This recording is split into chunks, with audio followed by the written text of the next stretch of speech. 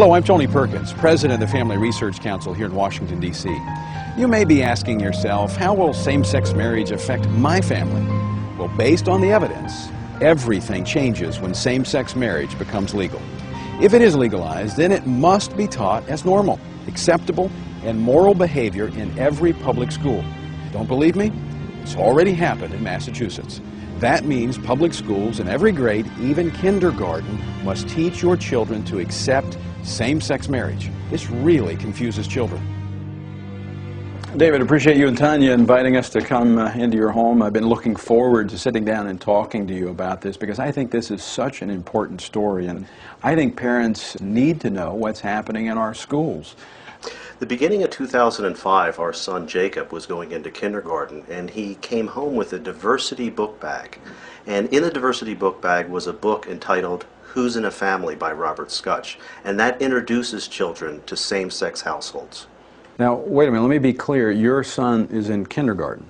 Yes. And he was given a book about homosexuality and marriage? Yes. What was your first reaction when you saw this? When I saw the book, I was quite upset that they would couch this as diversity and include it in a diversity book bag and not give me notification that they were going to be introducing this topic of homosexual relationships and homosexual behavior and to my young 5-year-old child. I was very upset. I have the book right here. Who's in a Family? It introduces children to such things as Clifford and her dad's partner, Henry.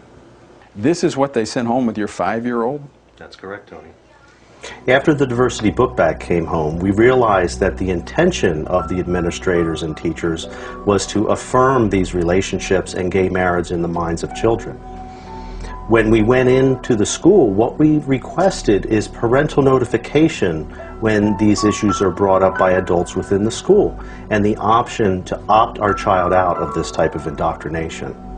Said we didn't think, number one, it was appropriate to discuss that with our 5-year-old, and that if we ever felt it was necessary to have that discussion with our son, we would choose the timing and the manner in which to discuss it with him. And then she said, well, she had checked with the administrators and they had said that this was not a parental notification issue, and in fact that any adult in the school could discuss homosexual families and homosexual issues with our children. One of the reasons they give is they said same-sex marriage is legal in Massachusetts, therefore we can broach it anytime with your child.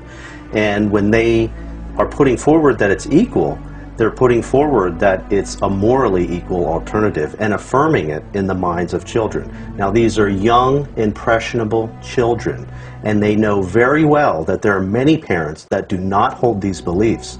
But irrespective of that, in an intolerant manner and in an aggressive manner, they are putting forward that we as parents do not even have the right to know what they're saying to our children. So when she would not acknowledge our parental rights in this area, we then went to our Judeo-Christian beliefs and our faith and said, well, you wish to affirm homosexuality to our son. You're presenting that which is sin as though it is not to our son, and we cannot allow that. And at that point she reiterated, this is not a parental notification issue. It is our sacred duty as parents to guide our child. What they did and what they were doing at the point where they won't allow parental notification or the option to opt out is they were taking the parental role for themselves. And they had no tolerance for the notion that parents have the right to be the primary directors of the child's upbringing and moral education. And I said, I'm prepared to sit here all night until I see some form of accommodation as a parent. To make a long story short, the accommodation they gave was to put me in handcuffs and send me to jail. I couldn't believe that they were willing to arrest my husband because my husband and I just wanted parental notification. I was willing to see how far this administration would go in denying us our rights and squashing parental rights. and they were willing to handcuff a father and send him to jail. It was a 6x8 cell, filthy. But, you know, I felt I didn't have a choice at that point in order to fulfill my role and duty as a father.